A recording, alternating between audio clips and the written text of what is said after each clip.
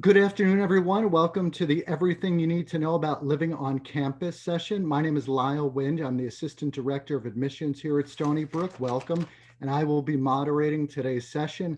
If at any time you have any questions, please direct them to the Q&A tab. We have some great speakers lined up today, and right now I'm going to turn it over to them. They will each introduce themselves to you and give you all a little bit of information on their perspective area. When they conclude, we'll use the remainder of our time to take any questions that any of you have submitted. But right now we're about ready to get started, and I'm going to turn it over to Rebecca. Hello, everybody. I'm going to share my screen so I can present about student engagement activities. Just bear with me 1 second.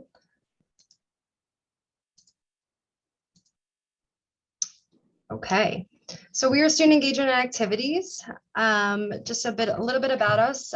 This is the team with student engagement activities. So we have Jeff Barnett, who is the interim associate dean of students, Christine Marullo, who's the director, Melissa Scucciamari, pastor, which is the associate director, Sam Thompson, associate director, myself, one of the program coordinators, Kevin Grunder, and Melissa Farron, another program coordinator. So here at Student Engagement Activities, our real mission is to help students get involved outside the classroom, kind of explore different clubs and organizations, different ways to kind of broaden your horizons and really find the people who you connect with most on campus. Through that, we have 3 specific areas that we focus on. So we have clubs and organizations, fraternity and sorority life, and programs and traditions. With clubs and organizations, we have over 350 organizations, including cultural, advocacy, spiritual, academic, media, fraternal, sports, and leisure-based. So there really is something for everybody, whatever you're looking for on campus. And if you don't see a club that exists, you can absolutely start one. We have a process for starting new clubs on campus. Every semester, we have involvement fairs to really help you get to know all these organizations and really get to know the student leaders who run them, and really find different things that speak to you. In addition to that, there's various employment and internship opportunities. With fraternity and sorority life, we have a very robust fraternity and sorority life community on campus. It's made up of over 30 social, professional, culturally based fraternal organizations. Just some statistics on the screen. You can see they're very academically achieving students. About 5% of our undergraduate student body is in a fraternity or sorority. Again, like I mentioned, we have over 30 recognized organizations. To be a part of fraternity and sorority club on campus, you would have to have at least 12 college credits and a GPA of 2.5 or higher. Again, if you have questions about that, I can answer in the chat, or I can connect you with our program coordinator and our associate director who specifically focus on fraternity and sorority life. And they'd be happy to answer all of those questions for you. And the other section we focus on is programs and traditions. This is really our weekly events that we have every year. So they're free large-scale programming to enhance quality of campus life each week. We host weekly events, including some movie nights, murder mystery dinners, hypnotists, and comedy shows. We have some large-scale traditions, such as homecoming, so we'll showcase, paint nights, a little bit of everything for everybody, and it changes every year.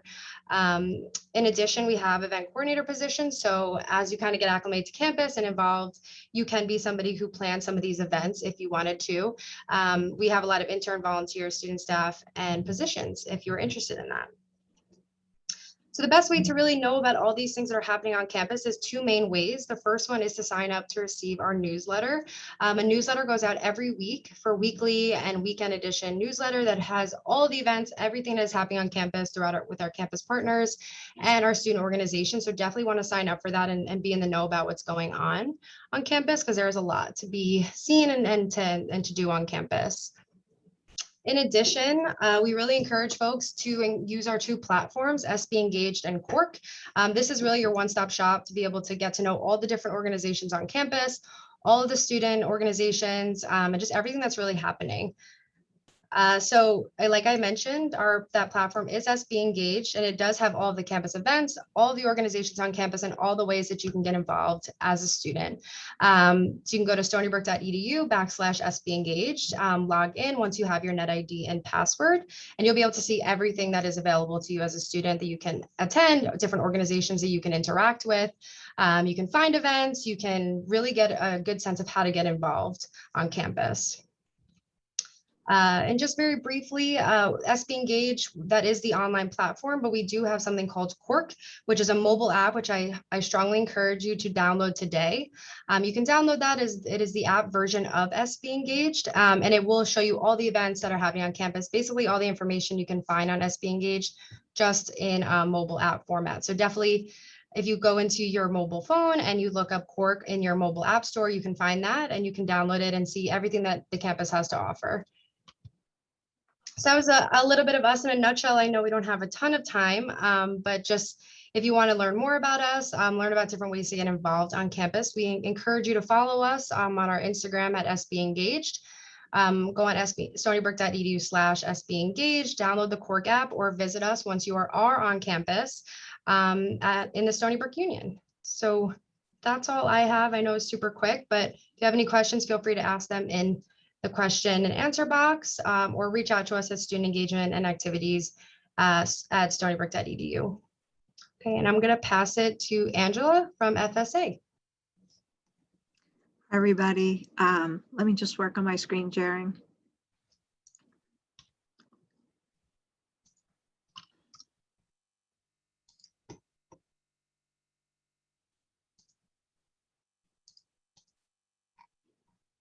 Okay, can everybody see my screen?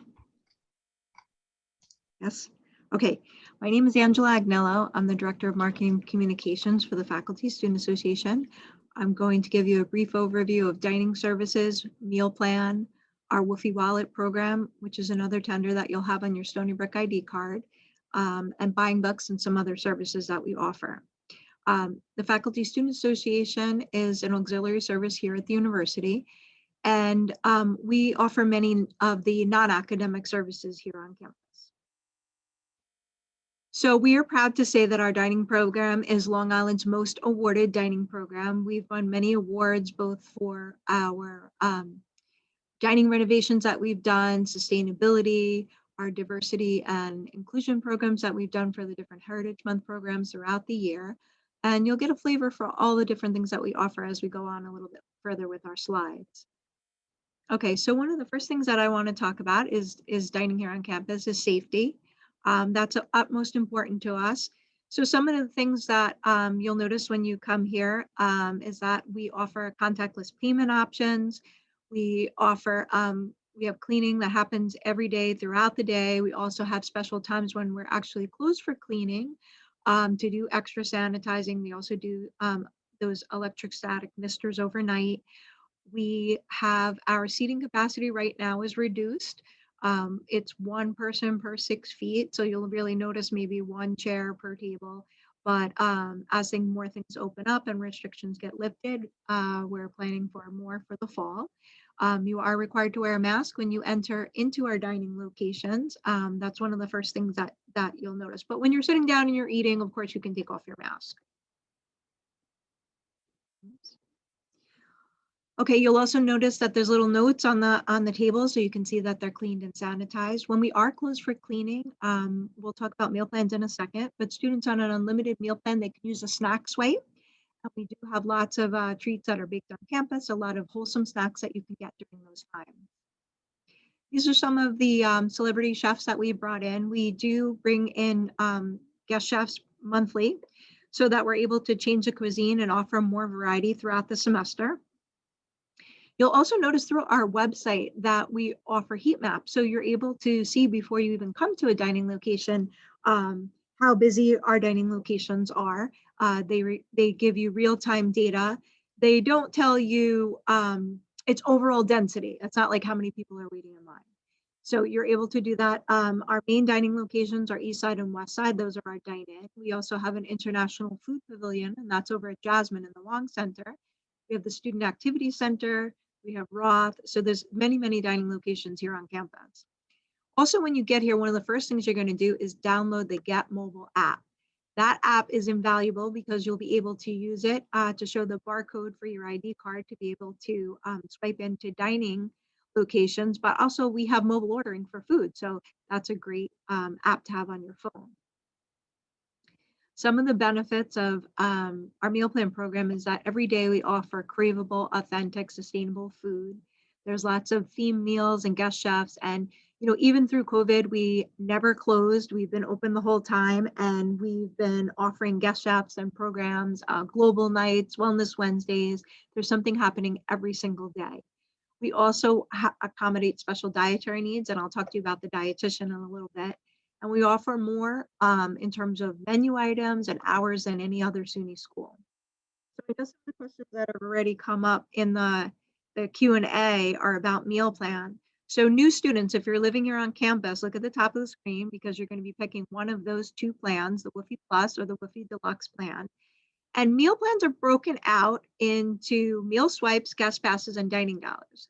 So your meal swipes are unlimited. You're going to use them at Dine-In, East Side and West Side dining. Basically, you swipe in and you're able to go to as many concepts as you like. Your dining dollars are going to use at retail. You're going to use that at Starbucks. You're going to use that at the Student Activity Center. You can use it at Jasmine at the International Food Pavilion. We also have the Chat Time Tea Truck. Those are just some of the many examples of where you can use your dining dollars. The dining dollars do carry over from fall to spring, but not the summer and the following academic year. The add-on meal exchange is not something that you have to make a decision on right now. It's optional.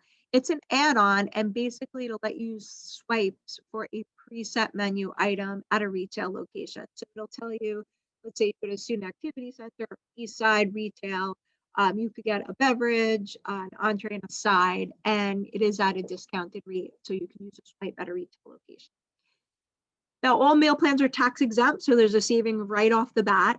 Now, for commuters, you're not required to be on a meal plan, but I do highly recommend it.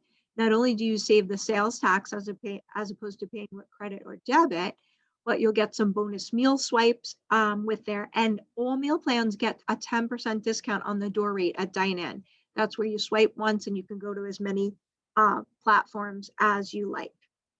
I see a question coming up about the difference between Woofy Wallet and dining dollars. I'm going to talk about Woofy Wallet in a moment. Let's just move on for a second to NutriSlice.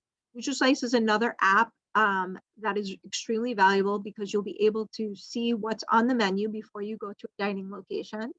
You're also able to apply filters. So if you're only looking for vegan and vegetarian options, you'll be able to apply those filters. If you have an allergy, you're able to apply a filter, like if you can't have milk or soy or nuts, you'll be able to apply those filters. And also you'll get alerts. So when we're having special events or theme nights, you'll be able to be the first to know through the NutriSlice app.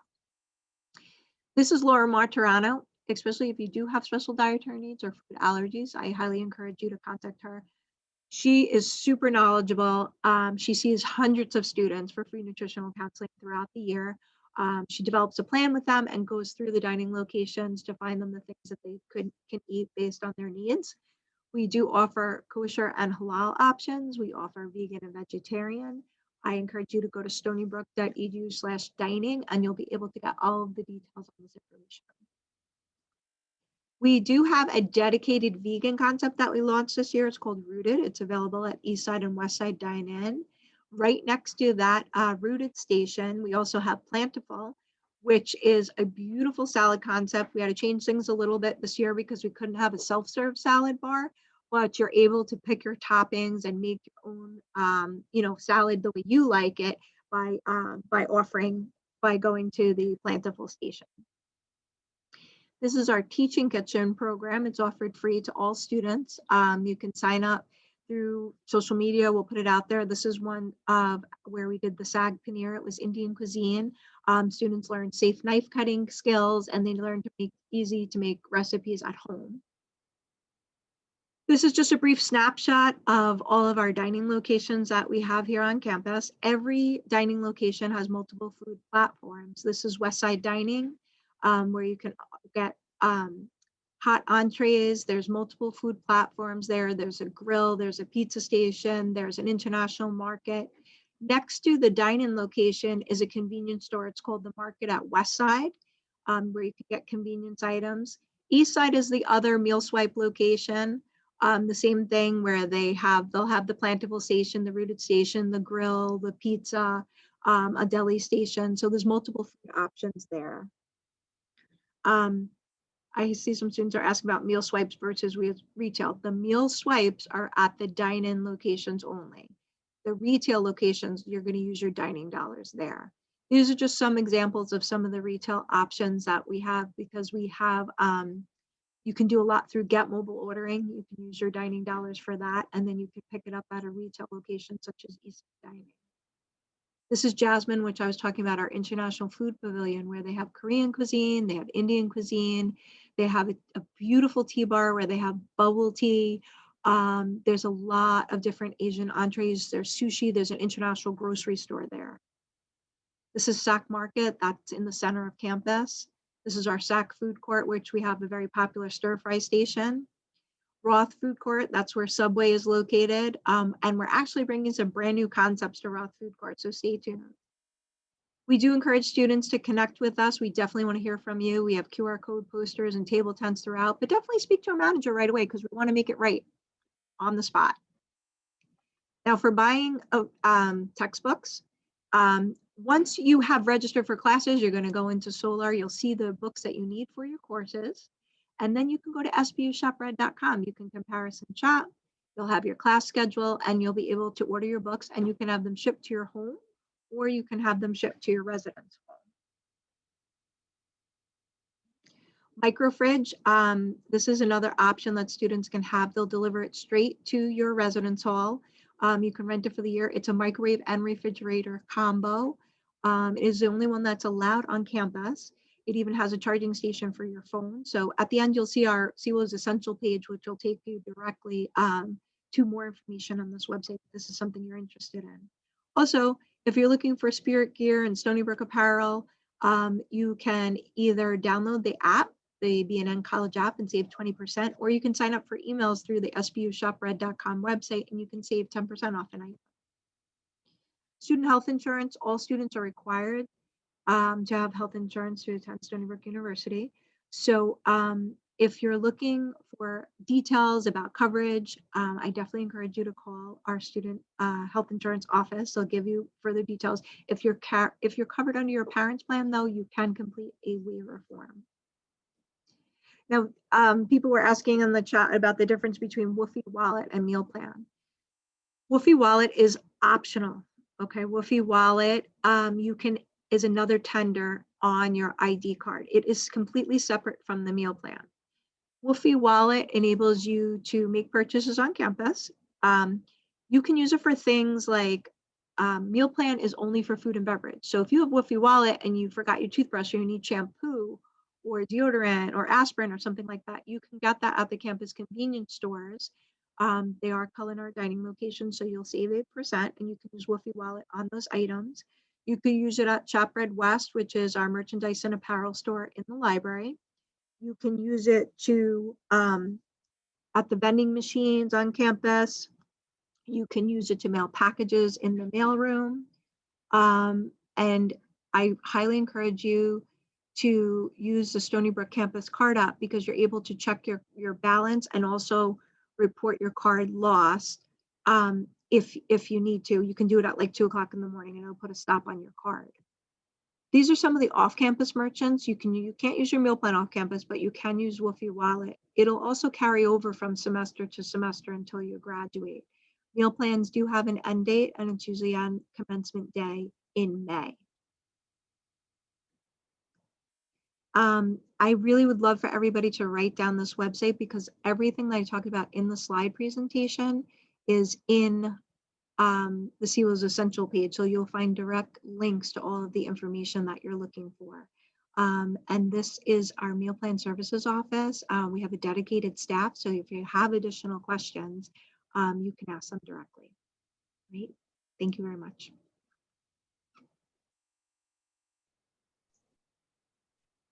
Now I'd like to introduce Jeff from Campus Residences. Thank you, Angela. Hi, everyone. I am Jeff Myway, Assistant Director for Housing Services.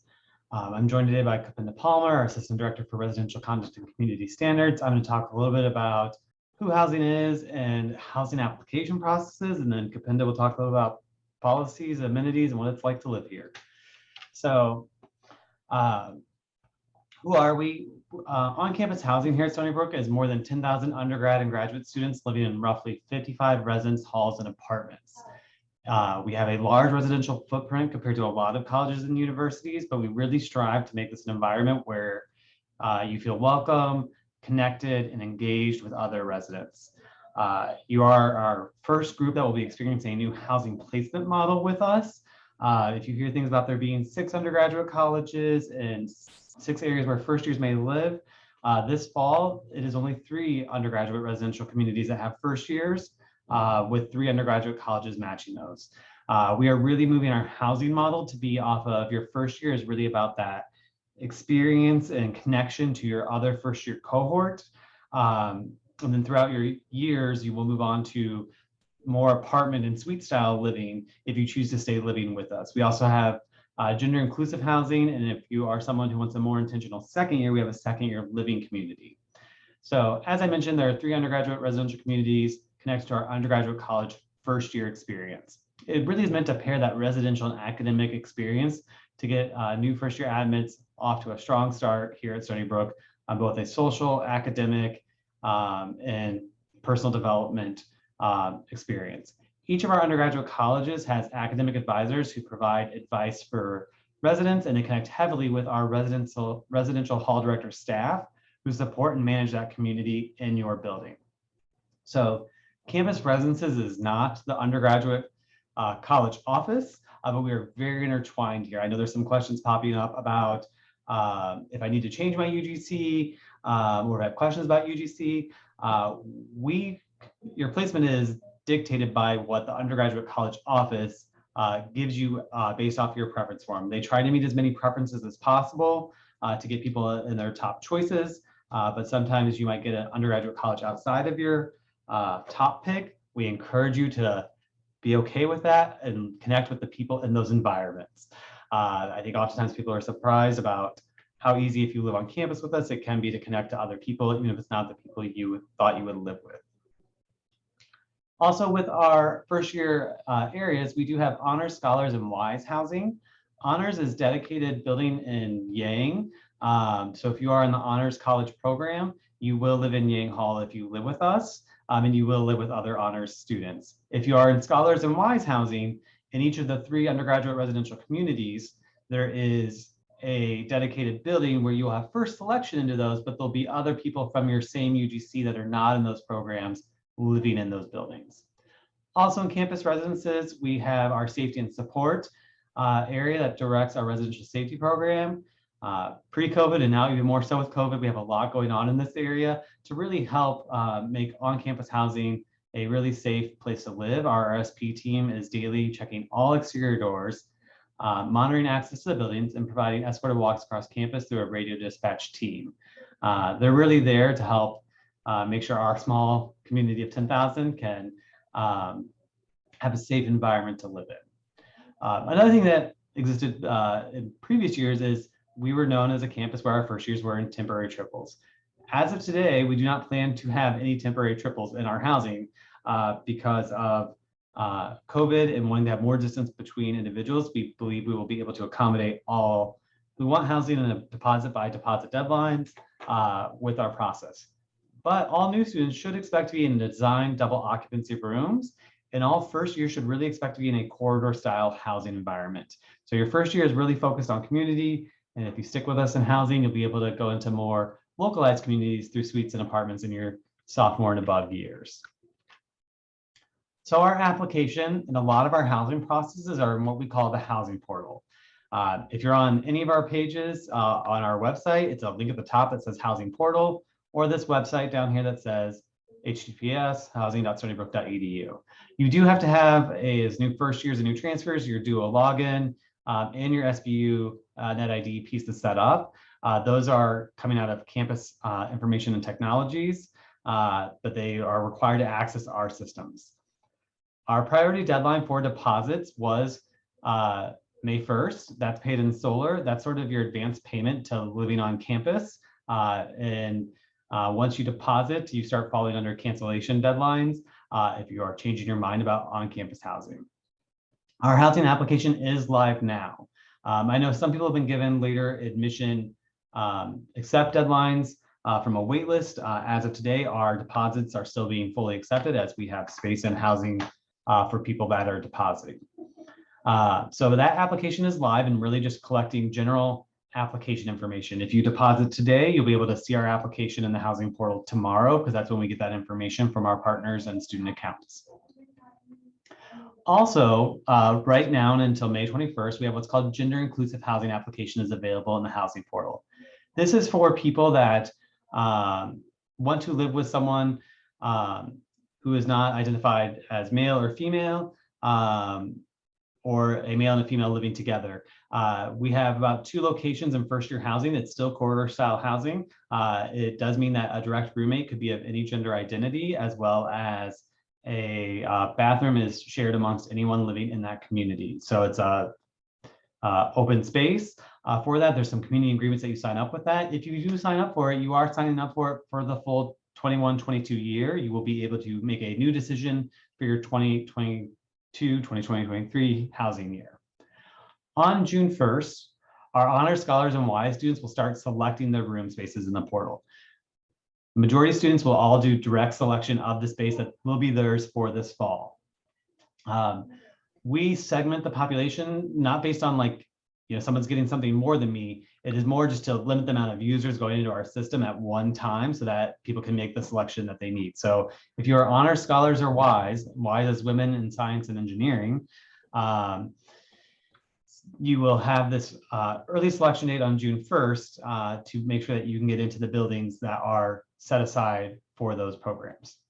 Then on June 7th and 8th, and these are all selection start times. So June 7th, women in Roosevelt or the Undergraduate College of Innovation, Creativity, and Technology, which is called ICT, will start making selections. On June 8th, males can go into that system and GIH participants can go into that system to make their selections. Then the next week we start Mendelsohn and Social Justice and Equity undergraduate colleges making selections. And then June 21st, 22nd, we start H Community or Global Health Wellness undergraduate college selection start. You're selecting from a residential community based on your undergraduate college. If you don't select on that first day, it is not a big deal. You have all the way until July 8th as a first year student to finish your selection by 5 p.m. Our transfer students, you will actually select in June 28th through July 8th period. You will not be selecting in those first year communities. You will be selecting in one of our corridor style or suite style upper class continuing student environments. If you're basically taking either spaces that we've had cancellations come in or some of the spaces we have held for transfers to select in those communities. And it will be really what's available, right? So some of you may get into a Chavez, Tubman, or West if you're eligible, and there happens to be a space available at your selection time. And others might be in Roth, Kelly, Roth, Kelly, or Tabler. And then there are some people that will be in one of our corridor side buildings in the first years, but it's focused on continuing students. We have other sophomores through seniors living in those environments as well. And then mid-July to early August, we will send out your official assignment as well as move-in information. Move-in information will require a scheduled move-in because we will still be doing distancing during move-in. So there's enough space for social distancing and to check any requirements prior to moving into your assignment, which will probably at minimum involve you having a negative COVID test within the 7 days prior to arrival. I don't know if the Student Health Center will involve us in vaccine verification. I'm guessing that might happen sooner through their office. That's a very recent announcement for SUNY and CUNY. So those policies are still being developed. But the move-in dates you should expect if you are a new first year is August 15th, 16th, or 17th, with August 15th being reserved for first for out-of-state and international students that are traveling a farther distance onto campus. And then August 19th will be our transfer student move-in. After you move in, you'll quickly transition into week of welcome events with our orientation office. In our housing application, roommates can be found and suggested, and they must match that same undergraduate college, and if applicable, your specialty program of honors, WISE, and scholars. When it comes to actually making that selection, if I want to room Capinda and we match either in gender inclusive housing or male or female selection, one of us books the space and then the next person books that roommate space right afterwards, right? So you don't like, you will select, then they will select. And so you should really time that selection to make that work. We have more information on our website about our new student process. And if you have an accessibility need, a medical condition, a physical condition that may require some kind of housing accommodation, you should really get in contact with the Student Accessibility Support Center. They are the validator and referral process to housing. They can tell us that someone needs some level of accommodation, and then we will work to administratively assign you a space that meets that need. I'm going to turn it over to Kapinda. All right. So now that you know about how to apply for housing, I'm going to talk a little bit about what to expect when you get here. So each area offers a computing and fitness center, as well as a mail room designated for each area. Within the area, we have different buildings, and within the buildings, we have, of course, we have recreational lounges as well as study spaces. We have within those study spaces and within the buildings, of course, we have high-speed wired and wireless internet. We have our laundry rooms. We have our communal kitchens. But because we are still in COVID, the guidance regarding the occupancy of those communal kitchens may change, as well as the frequency of them being used may be changed. Okay, so the whole idea is for you to make community in your residence hall. So in order to help you do that, we have some wonderful student paraprofessionals called resident assistants, and they're really student employees whose main responsibility is to assist residents with their day-to-day experience, right?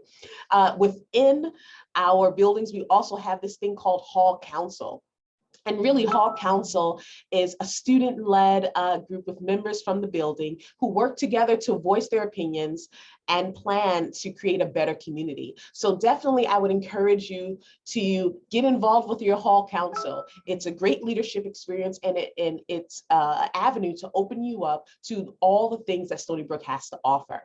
Also, when you come onto campus, you're going to receive information about our Code of Student Responsibility, as well as our terms of occupancy.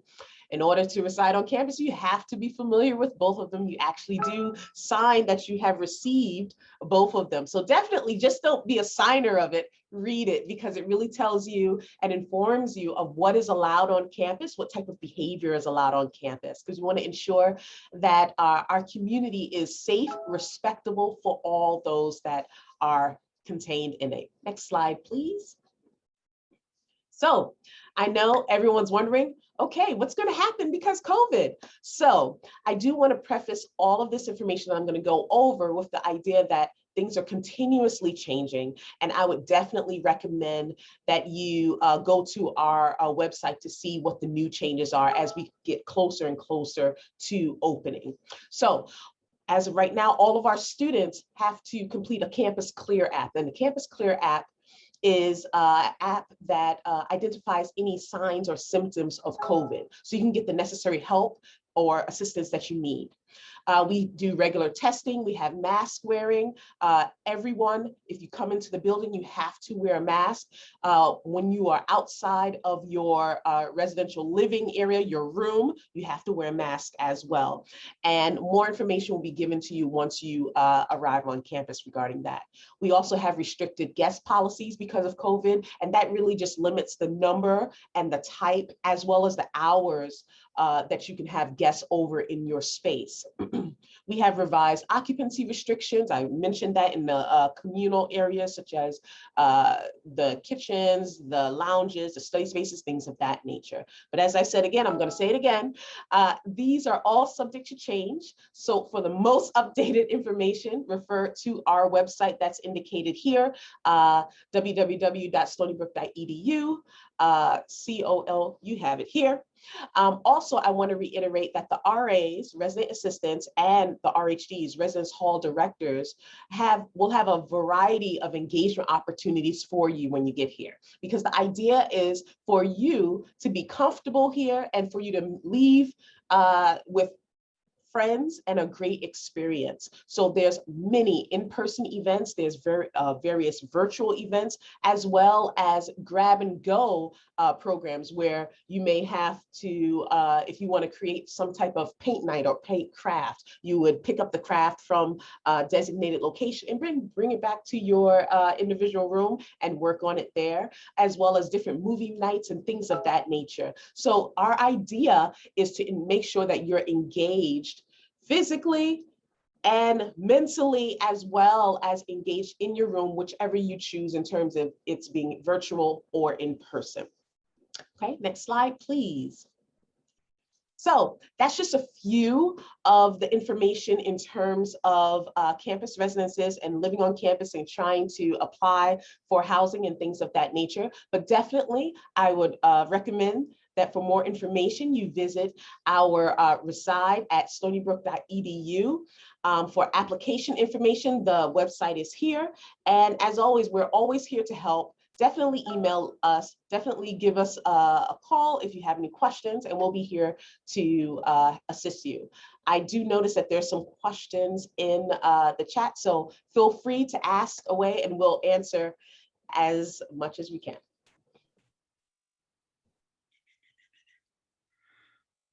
Okay, so it sounds like we got some really great questions in here. The good news is our presenters did a great job in answering a lot of them already, but we're going to get to some questions. I'm going to try to pick out ones that haven't been asked already. One question is, and it's one very popular, is the COVID vaccine required to attend Stony Brook? So I'll take this question because I know we've been getting a lot of calls about this, and the governor's announcement really, got a lot of news. So right now, the state requirement is contingent upon that the vaccines receive the full FDA approval.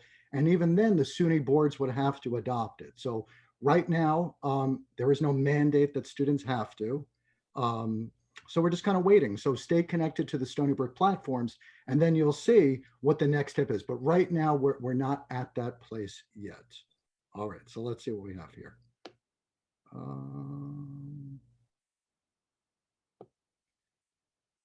All right, Jeff, I'm going to go to you on this one. It says is there a list of electronic items that we can bring to our dorms? So just maybe a few that you can and that you can't that typically come up. Right. I think when it comes to what students can bring or can't bring, a lot of your normal like electronic technology-wise kind of stuff, great. Your laptop, your desktop, if you have some gaming systems, those all tend to be very common. You might have to work to get it what's called on IoT if it's going to be connected to the internet. It's one of our Wi-Fi connections that allows it to be more for a gaming system. You're allowed so many of those devices. I would recommend looking at the Do It page, the Department of Information Technology, that talks about like setting up those kinds of devices. When it comes to electronics like kitchen appliance and things like that, there are a lot of restrictions. This is really out of a fire safety practice and protocol. Kapinda, what are some of the more common allowed and not allowed? Do you know off the top of your head? So one of the common things that our students like to bring are the Glade plugins. Those are not allowed. So that's one example. So I definitely would recommend that you visit our terms of occupancy. That all of that is in there in terms of what's allowed and what's not allowed. One other common thing that a lot of our students like to bring are the mattress foam toppers. Those are not allowed because they pose a risk to the health and safety if, God forbid, there is a fire in the building. The fumes that are emitted from that foam mattress are actually toxic, and it will cause the individual to lose consciousness and perish. So we don't want that to happen. So certain things are prohibited, but to receive a complete list of those, I would definitely recommend that you contact the website of Terms of Occupancy, and that will give you an indication of what's allowed and what's not allowed. And I would say another common question that comes up, and the reason Angela brought it up, our partner with FSA, the microfridge is the only option that lets you bring in a microwave. Yes. That fridge is specifically designed to be within the circuit breaker load, so you're not constantly tripping a breaker. It takes power from the fridge to run the microwave and power from the microwave to run the fridge when the other one's not in use. to make it sure that it is less of a fire hazard as well as a circuit issue for our systems. If you don't go with the microfridge option because you don't need a microwave, you can bring your own fridge, one per person in a room, but it has to be within certain guidelines. There's a specific cubic feet, there's a certain wattage. Really, just come out of one, making sure that it's a safe environment from a fire safety perspective, and two, not wanting to constantly have breakers flip in buildings because of electrical load of all the people that would live in them. Absolutely. Okay. I got a question here. We do have some good campus dining questions. Angela, there's a question here. It says, what is the meal exchange and how does that work? If you could just clarify. Sure. So when I showed the slide about the meal plan, the meal exchange is as an optional add-on. So you can put it onto your meal plan at any time if you want, if you have a residential unlimited meal plan. And basically it discounts meal swipes that can be used at retail. So what I mean by that is that you'll pay a lower price for a meal swipe. You buy a little package of these meal exchanges. And then, for instance, let's say you go to the Student Activity Center, which is not like a dine-in all you care to eat. It's a retail location. It'll say, hey, you can use a meal exchange here and you could get this entree, this side, and a beverage. So especially some students might like it. Let's say they're at the Student Activity Center, which is the center of campus, and they like to get their lunch there. Let's say they might add some meal exchanges to their plan so that they can get something at a retail location. Okay. And Angela, while we have you, somebody else wants to know if you could explain a little bit about dine-in guest passes. Sure. I'm sorry I didn't go over that before. So the guest passes are if you want to bring a friend with you to the dine-in all you care to eat, you can use a guest pass for them. I'm not really sure what the visitor restrictions will be in the fall. I know somebody mentioned that before, but typically it's like when mom and dad come to visit for the weekend and you'd like to take them to dine with you, you're able to use your guest passes for that as well. Okay. We've got a Jeff or a Kapenda on this. Is there gender inclusive housing for honors college students? So we use the gender inclusive housing process that's live right now until the 21st. Once that closes on the 21st, we will allocate how much space goes to gender inclusive housing. With honors college and being in Yang, if there is enough to flip a suite, because it is suite style environment, 3 bedrooms share a common area and a bathroom for our Yang honors college participants. If there's 6 or more people looking for that, we'll create at least one option of that in Yang for students.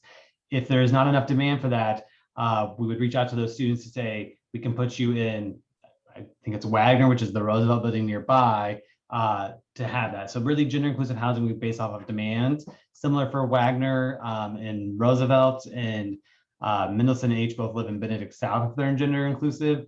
If demand is higher, we work to expand the program. If demand is lower, we will work to reduce the housing to be able to accommodate more people who want male or female based housing. Okay. And Jeff, just to clarify, you had mentioned about the 3-person rooms in the past. So there will not be any 3-person rooms for this fall? So we have 2 types of 3-person rooms.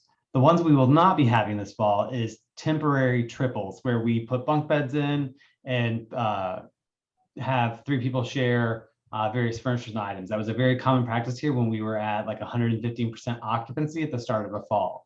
We are only allowing space for what is designed occupancy. Now, all 3 first-year areas do have some level of what's called a 3-person room. The ones in Roosevelt are significantly large and will house 3 people still. H and Mendelson are to be determined, but that's like 1 room per floor. And it's specifically designed larger with full furniture complements for those individuals. So temporary triples is what we are currently not doing this year. And there are a lot of campus res questions. I'm going to stick with you for a bit. Go for it. Another student asks, can I have a single room for religious reasons? So accommodations come based off of Student Accessibility and Support Center referrals. So it would have to be related to a medical or physical need or condition. Other reasons are generally not part of an accommodation process. Our single stock is very limited in all of housing, but specifically in first year housing.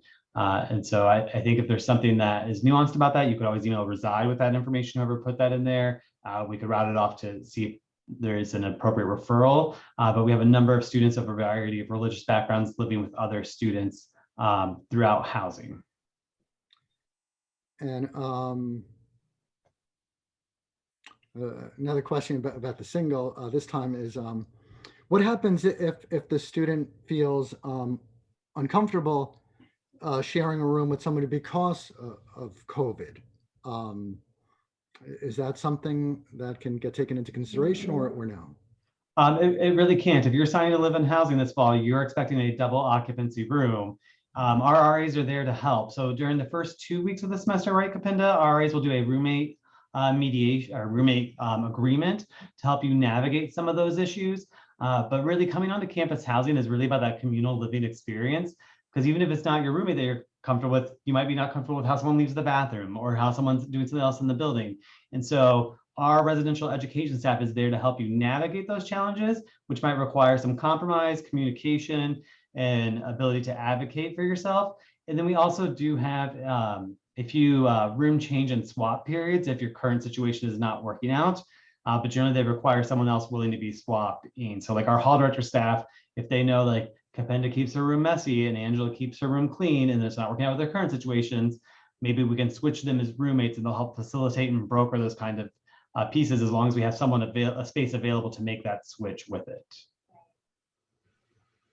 Well, this is interesting. I got to stick with you on this. It says, do I have to wear a mask while I sleep? No. Once you're in your residential space, our current policy is you do not have to wear a mask. The only time is if you're bringing guests over into the environment, because you will have a roommate, then mask expectations go into place for the people that are in that space. But currently we do not allow guests after 11 p.m. And because of the COVID environment, to be determined what our guest policy adjustments will be for fall, but they are pretty stringent right now. So for the most part, once you're in your residential space, you do not have to wear a mask. Yes. Rebecca, we want to get you involved. I know that you talked before about how if Stony Brook doesn't have a club, there is a mechanism in place to start one up. How involved is that? It really depends. We like to understand kind of the reasoning behind wanting to start a club and how it differs from what clubs already exist on campus, right? Because we always want to have unique clubs that exist and trying to find a way to kind of merge the two. But if there is truly a unique idea, there is a process that gets published usually in the beginning of the semester, mid-semester, and it's available on our website. Will be highly published on the steps to take. You would need to find you need to follow a couple different steps of finding different members who would be willing to join your organization, kind of a whole fill out an application process and review it with one of our student engagement activities team. So if you are interested in that, once you kind of engage with the involvement fairs and really see if there is really a need for that new club, definitely head over to our website and contact us, and you'll see all the steps on how that process works once it is open for the academic year. Angela, we'll go back to you. As somebody says, is there a limit on the meal plan? Is there like a limited amount of food you can get or swipe? Do you have to pay more for the food even after you getting the meal plan? So again, if we could just go through this swipe. Sure. Okay, so when you have an unlimited meal plan, I guess the best scenario is to kind of think of it as your refrigerator, right? Sometimes you go in and you have a full meal. Other times you might just go in your fridge and grab an apple. So unlimited means you can come 7 days a week, as many times as you want. So sometimes people are coming in and, they're getting a full breakfast with coffee and juice, waffles and eggs and the whole thing. And other times, you just want to come in and get a coffee and a bagel and then be on your way. So unlimited is unlimited. We're open very extensive hours from very early in the morning to late at night. So you can come and go as many times as you want. You just swipe your card and, you can go to as many platforms as you want. You can have whatever you like. I see some questions here about visiting campus, and we haven't done campus tours since probably last February or March, so it's been a while. I can tell you that we are I'm currently having discussions that we are hopeful that guided campus tours will be beginning again over the summer. So we're very excited about that. But as of now, if anybody wants to do a self-guided tour, you do have the option to do that. And our website provides some really good information, about how to do that. Somebody asked, do I have to bring a negative COVID test with me to do the self-guided tour? You do not. But of course, we do ask that you take all the CDC and proper precautions.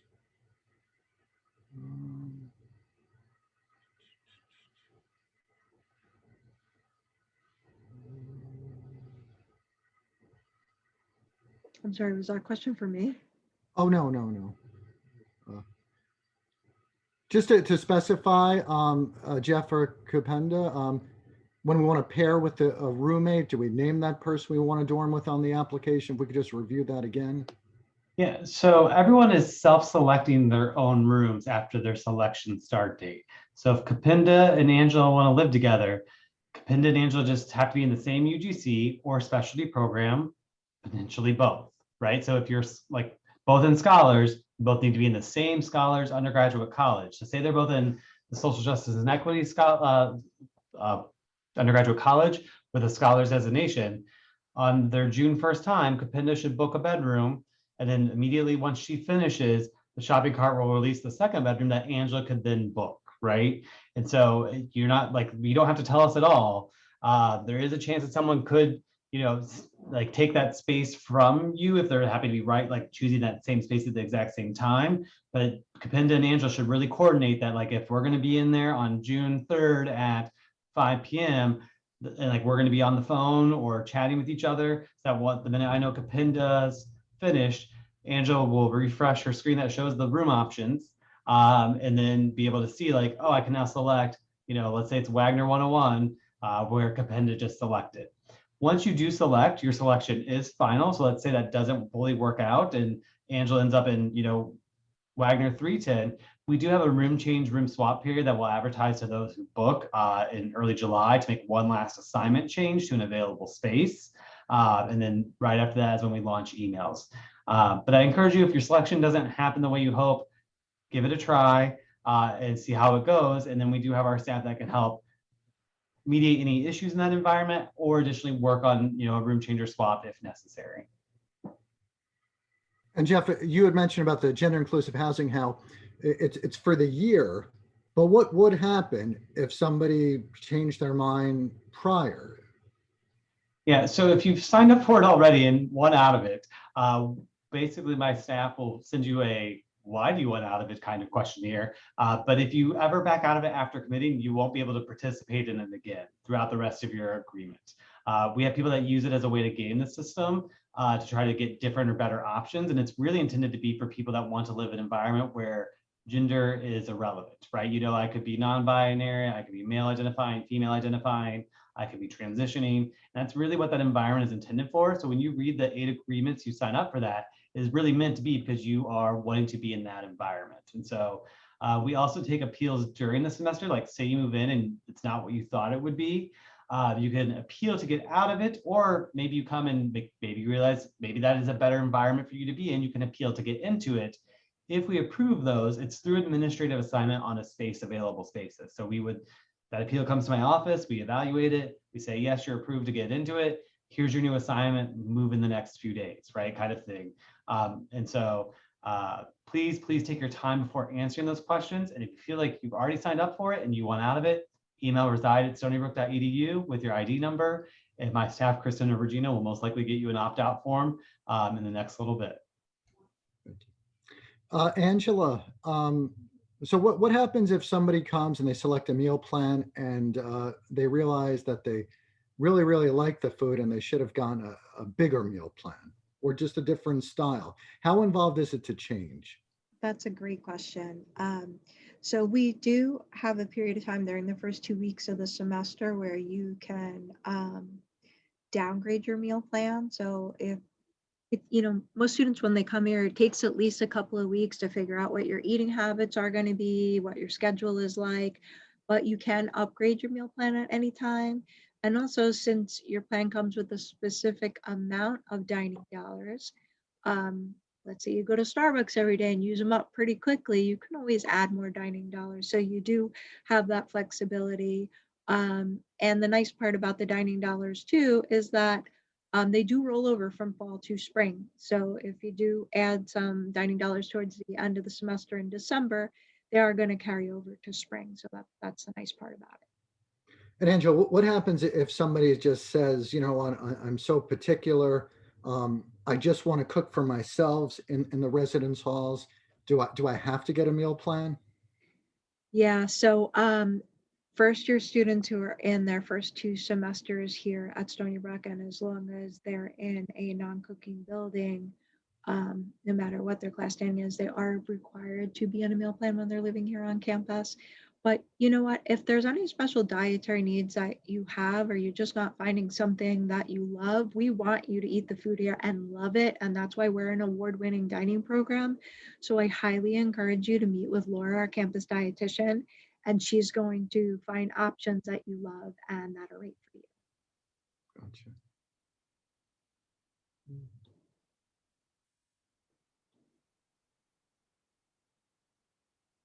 Lyle, I think you're frozen. Oh, no, I'm just scrolling through. Oh, sorry. I'm just trying to look at all the questions.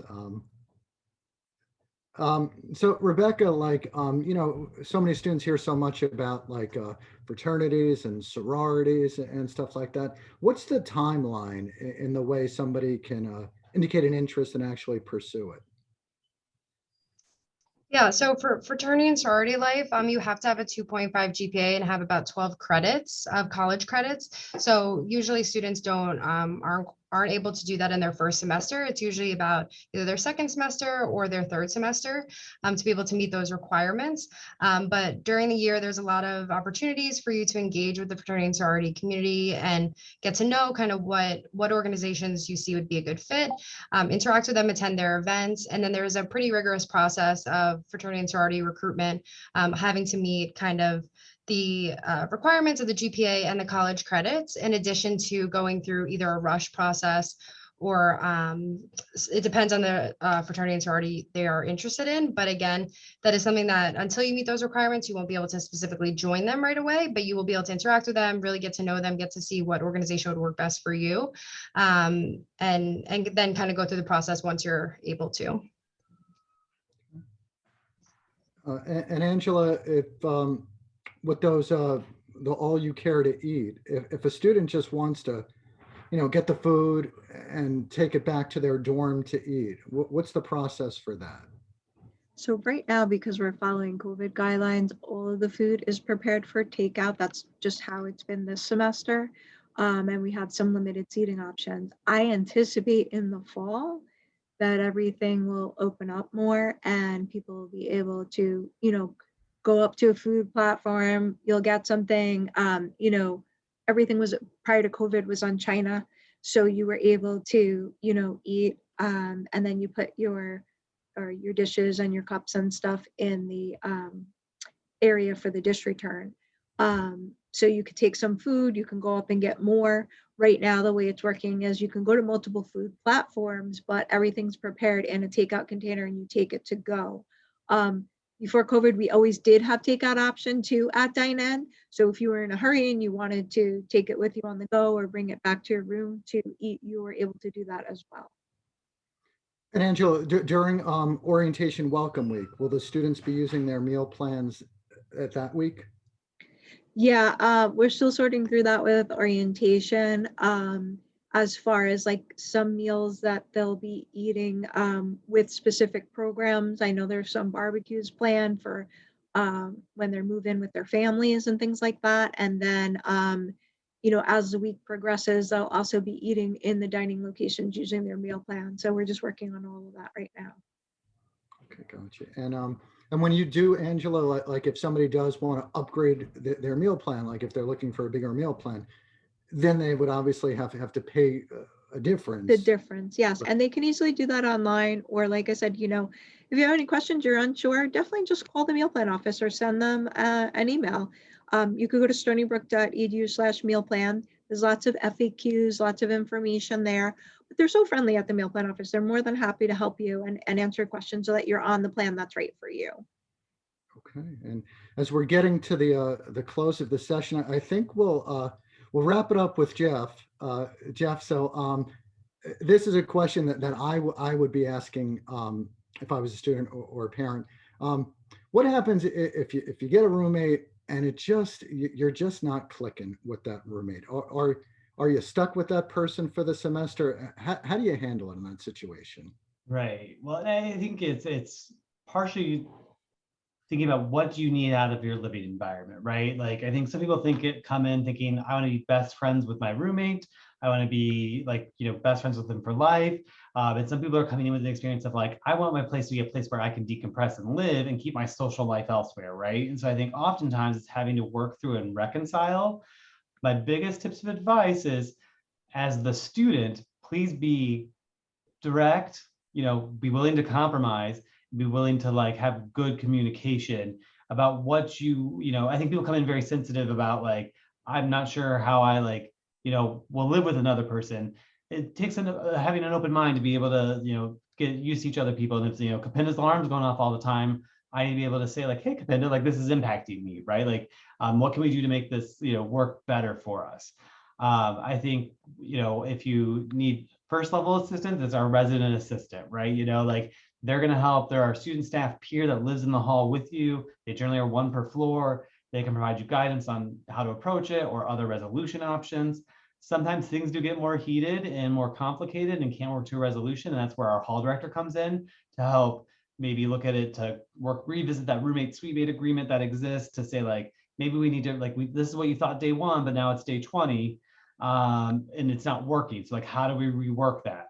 And then we do have some open periods of room change and room swap, where you can visit your area office to seek a room change or room swap. If we are more full in occupancy, room changes are a lot more difficult because there won't be an available space. We go to the room swap method where we basically know someone else who has a similar issue in the opposite direction, and 2 students are willing to move spaces with each other, right?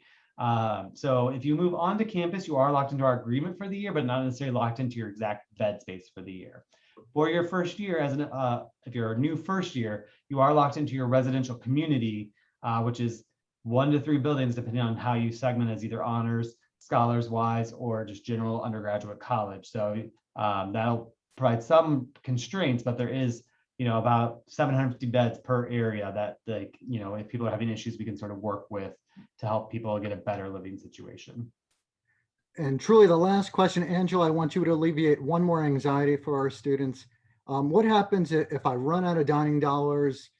Can I use my own money in the school cafeterias? Do I have to go off campus? What are my options? Okay, so residential students, right? You're gonna have meal swipes and dining dollars. The one thing that I love about that plan is you're always gonna have food to eat, because remember, you have unlimited swipes. So you'll be able to go in to dine in 16 weeks, every week of the semester, and never run out of food. So you can always add dining dollars if you like. In terms of paying with credit or debit, remember you're gonna pay sales tax because meal plans are tax exempt. So you're gonna save money that way. You could always add, you could use Woofy Wallet too. But like I said, Woofy Wallet, you can use that for other things too, non-food things. As I mentioned, if you need shampoo or toothbrush, you can use it for things like that. You can use it for food. But your meal plan you want to use up by the end of the semester, so use your meal plan first. Okay, so I think we all feel a lot better now with learning all this information. So we're going to wrap it up. I do want to thank Rebecca, Angela, Jeff, and Kapenda for all the great information we got, and everybody chatting behind the scenes. So it's a very exciting time. You have a lot of support to help you transition to Stony Brook. We're doing more than ever before with this. So everybody, good luck. Stay tuned to your emails, your portal. Stay connected to Stony Brook. There's a lot more information coming your way. Everybody take care.